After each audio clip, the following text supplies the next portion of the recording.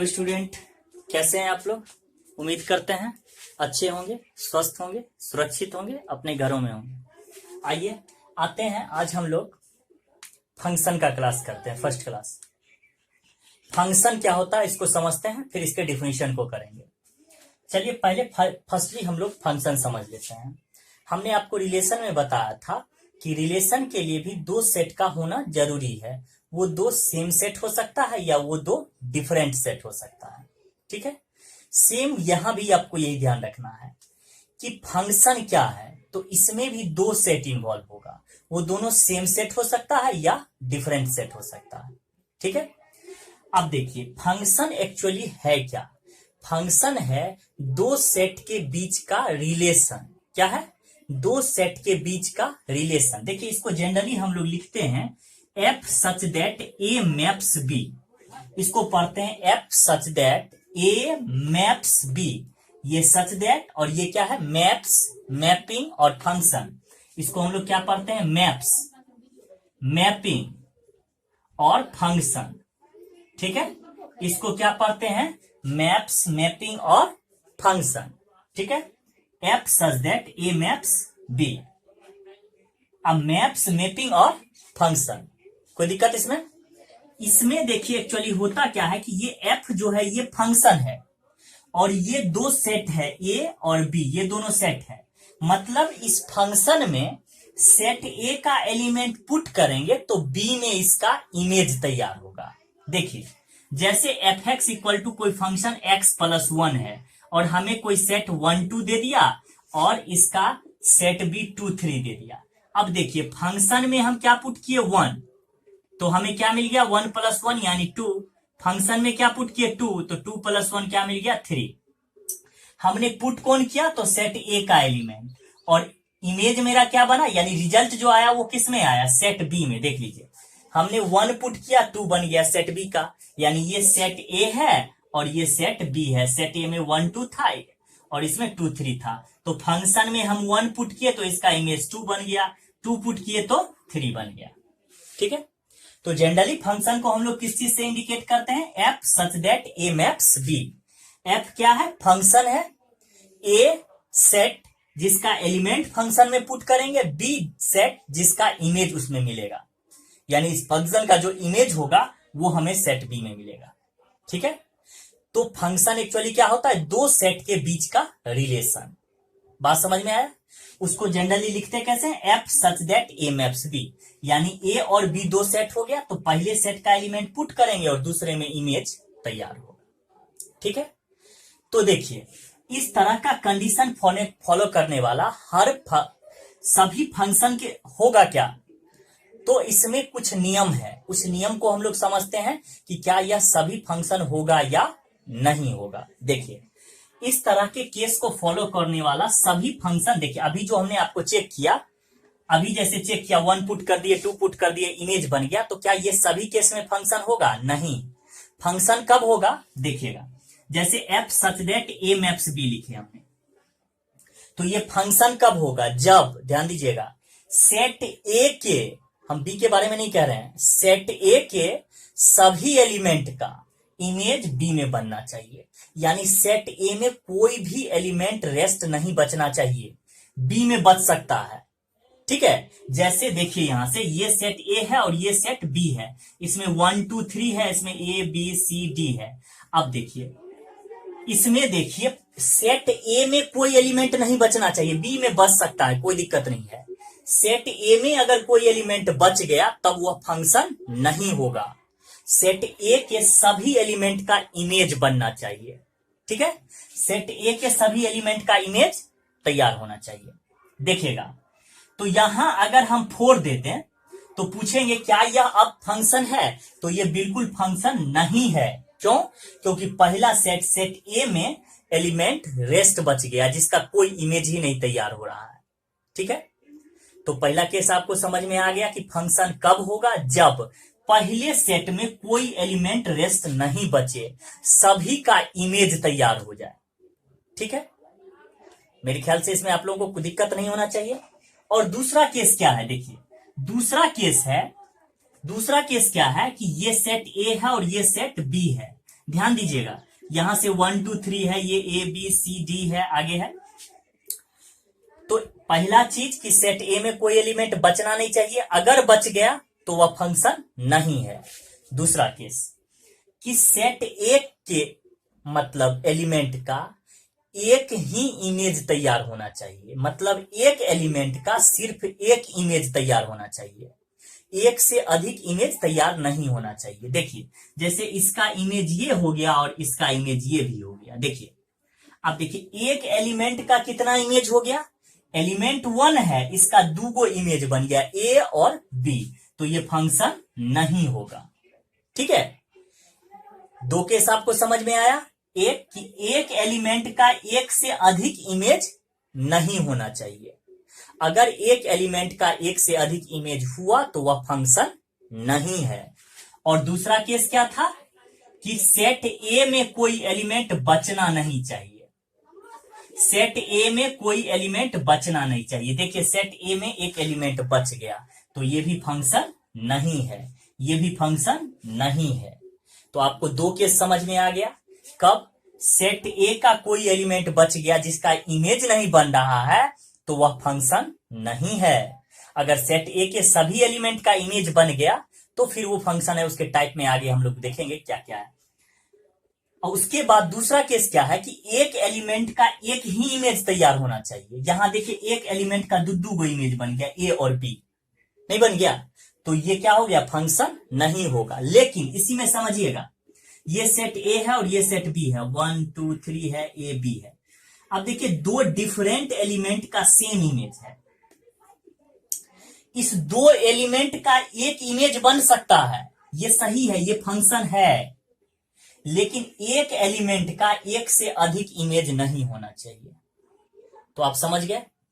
अब देखिए इसी से हमने यहां पे ऊपर में आपको डिफिनीशन लिख दिया है, बस ये दोनों केस ध्यान में रखिएगा। देखिए डिफिनीशन आप खुद से कर लीजिएगा। हमने क्या लिखा है, a function F from A non empty set, non empty समझते हैं जिसमें कुछ ना कुछ एलिमेंट होता है जो खाली नहीं होता है। अब फंक्शन एफ यानी एफ से इंडिकेट कर रहे हैं फंक्शन को, फंक्शन जी भी मिल सकता है, एच भी मिल सकता है। From A non empty set A, ध्यान दीजिएगा, to another non empty set B, that means ध्यान दीजिए F such that A maps B, यानी एक सेट ए से सेट बी के बीच में जो रिलेशन होगा, एफ कोई फंक्शन है, इज ए रूल, ऐसा नियम, which associate each and every element, देखिएगा आप यहां पे ध्यान दीजिएगा, each and every element of set ए, यानी सेट ए के सभी एलिमेंट का इमेज बनना चाहिए, जो रूल एसोसिएट हो रहा है वो रूल फॉलो करना चाहिए। With a unique element of B, देखिएगा इसको भी, with a unique element of B, यानी सेट बी में एक ही एलिमेंट के साथ इमेज बनना चाहिए। जैसे यहां 2 के साथ बन गया है तो नहीं हुआ, एक एलिमेंट के साथ, देखिए एक एलिमेंट है, इसका एक ही इमेज होना चाहिए। कारण a unique element of B, यानी सेट ए का जो एलिमेंट है वह सिर्फ एक एलिमेंट के साथ एसोसिएट करेगा, मतलब रिलेशन तैयार करेगा। दैट मीन्स ये इसके साथ मतलब 1 पुट करेंगे, एक नंबर ए एलिमेंट पुट करेंगे तो उसका एक ही इमेज तैयार होगा। ठीक है, तो a function F from set non empty set A to another non empty set is a rule which associate each and every element of set A with a unique element of set B। तो इसको लिख लीजिए, मेरे ख्याल से अच्छे से समझ में आया होगा। एक चीज और लिख लीजिएगा नीचे, it is denoted by F such that A maps B। इसको पढ़ते हैं हम लोग such that, इसको पढ़ते हैं, ये जो है इसको पढ़ते हैं मैप्स, मैपिंग और फंक्शन, मैप्स, मैपिंग और फंक्शन। चलिए इतना नोट करिए, फिर नेक्स्ट टॉपिक पे चलते हैं। जल्दी जल्दी नोट करिए फटाफट।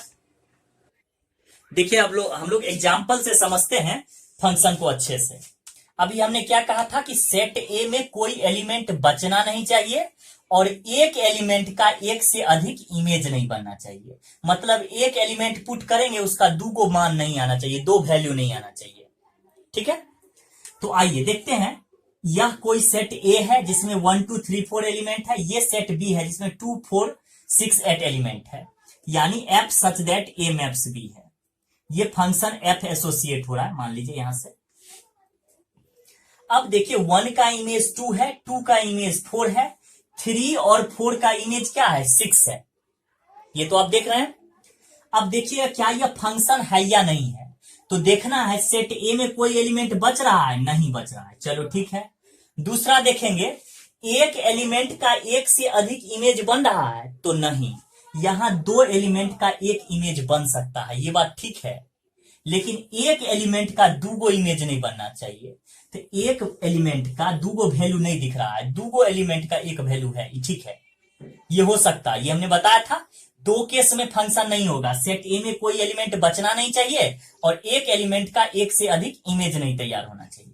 तो चलिए ये देखिए, इसमें सेट ए के सभी एलिमेंट का इमेज भी बन गया और एक एलिमेंट का एक से अधिक इमेज भी नहीं है, तो ये फंक्शन है, ये फंक्शन है, ठीक है।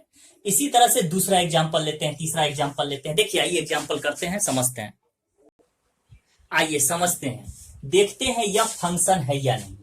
तो सबसे पहले तो पहला सेट देखेंगे F such that A maps B में, तो पहला सेट में कोई एलिमेंट रेस्ट नहीं बचा हुआ है, ये बात तो ठीक है।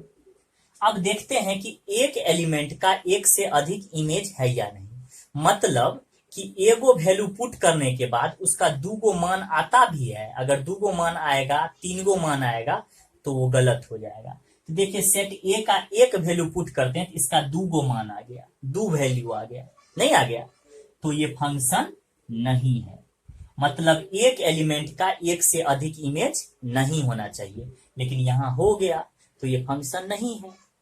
दूसरा पे आते हैं, नेक्स्ट देखिए, यहां भी सेट ए है और ये सेट बी है।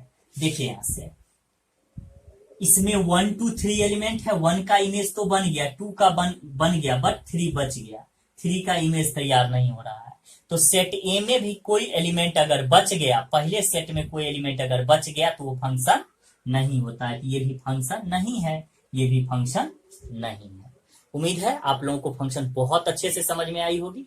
अब हम लोग समझते हैं डोमेन, कोडोमेन, ये सब हम लोग 11th में किए हुए थे, फिर से हम बता देते हैं आप लोगों को, डोमेन, कोडोमेन, रेंज, इमेज और प्री इमेज। चलिए देखते हैं इसको। देखिए अभी समझते हैं इसी से हम लोग कि इमेज, प्री इमेज सब क्या होता है। सबसे पहले तो फंक्शन होगा, फिर इमेज, प्री इमेज सब हम लोग डिफाइन करेंगे। देखिए अभी ये 1 2 3 4 क्या है, एलिमेंट है, क्या है, एलिमेंट है। इसके बाद 1 का इमेज बन गया ये 2, 2 का इमेज 4, 3 का इमेज 6, 4 का भी इमेज 6।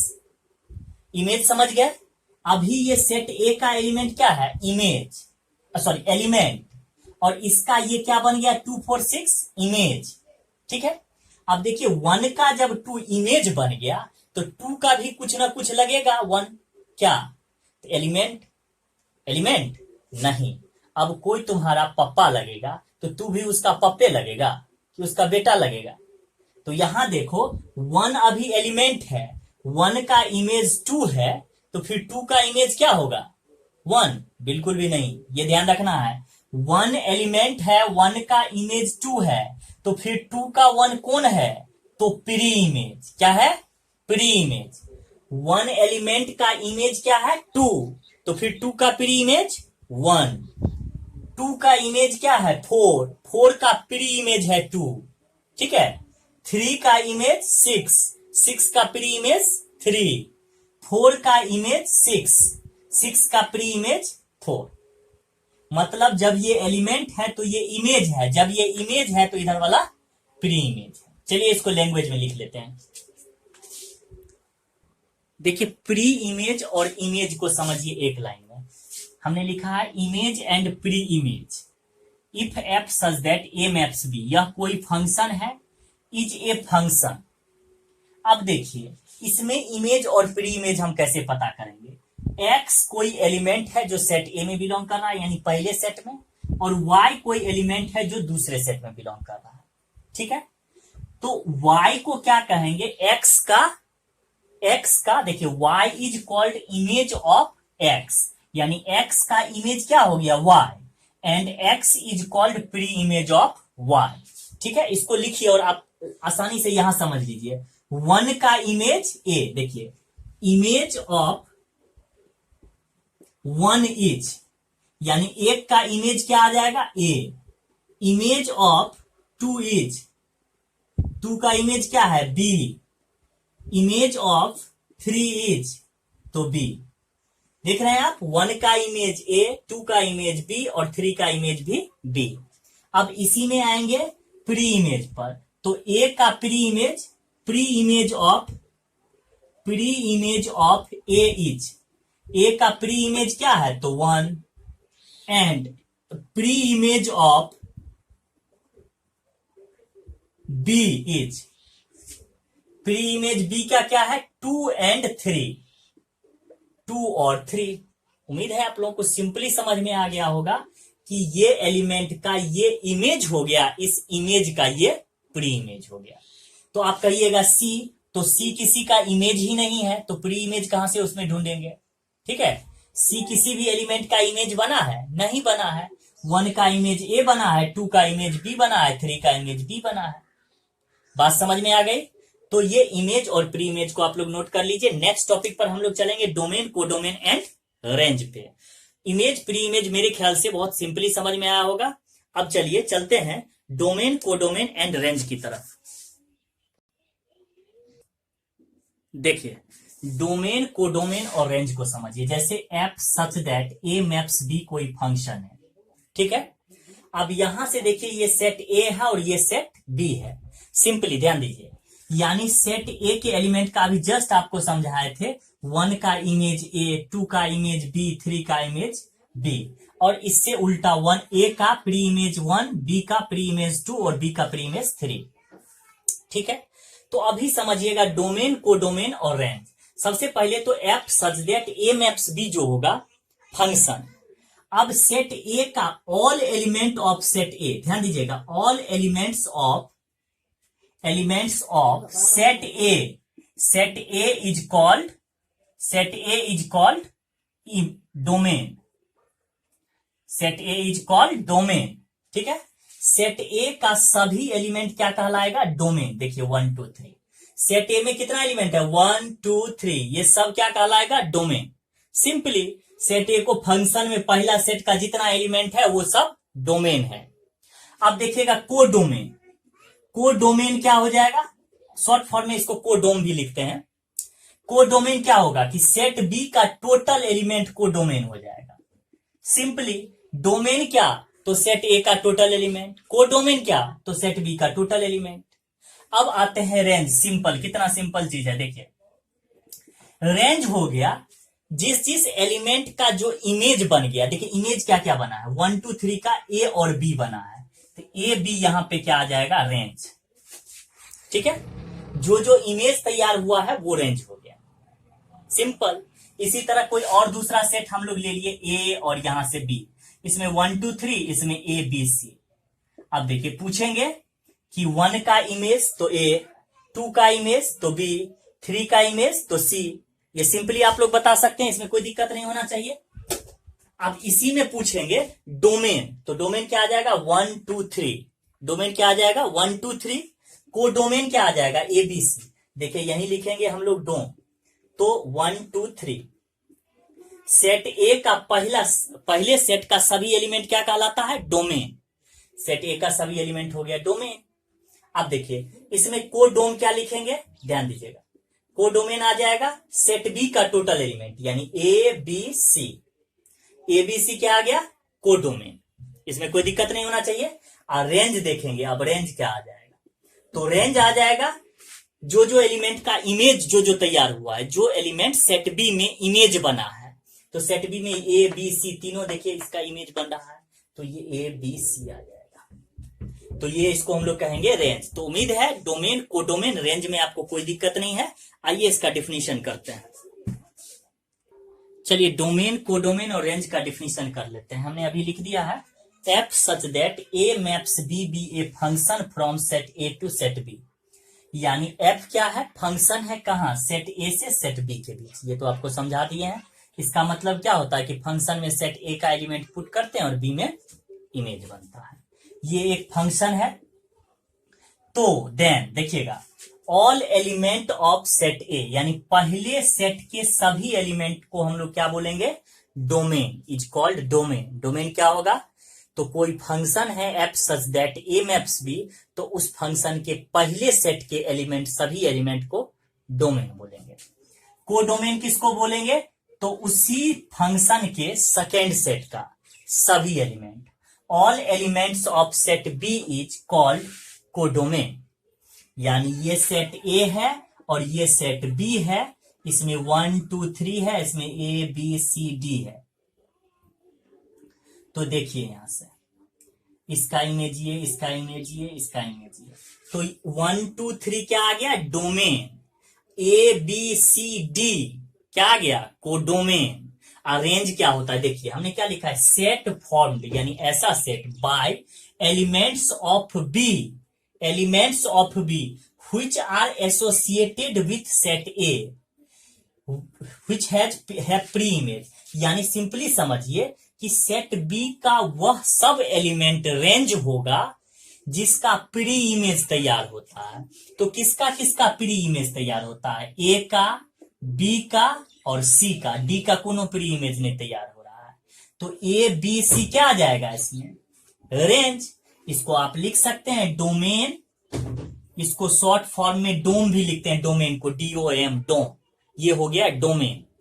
ये 1 आ गया, 1 2 3 कोडोम हो जाएगा, कोडोमेन, यानी शॉर्ट फॉर्म में लिखेंगे कोडोम। सेट बी का सभी एलिमेंट यानी A B C and D. Range क्या आ जाएगा?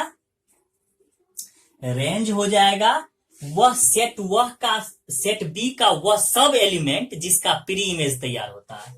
सेट बी का वह सब एलिमेंट, देखिए प्री इमेज तैयार होने वाला कौन है? ए का प्री इमेज तैयार हो रहा है, बी का प्री इमेज तैयार हो रहा है, सी का, यानी ए बी सी, और कुछ भी नहीं होगा। उम्मीद है अच्छे से आप लोगों को समझ में आई होगी डोमेन, कोडोमेन।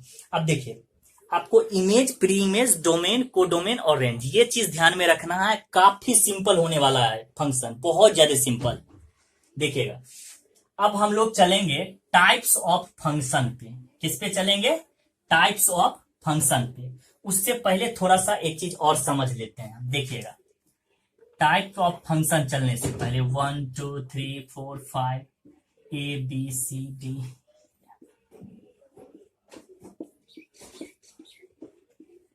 अब देखिए इसमें पूछेंगे कि 1 का इमेज तो ए, 2 का इमेज तो बी, 3 का इमेज सी, 4 का इमेज डी, 5 का इमेज ई।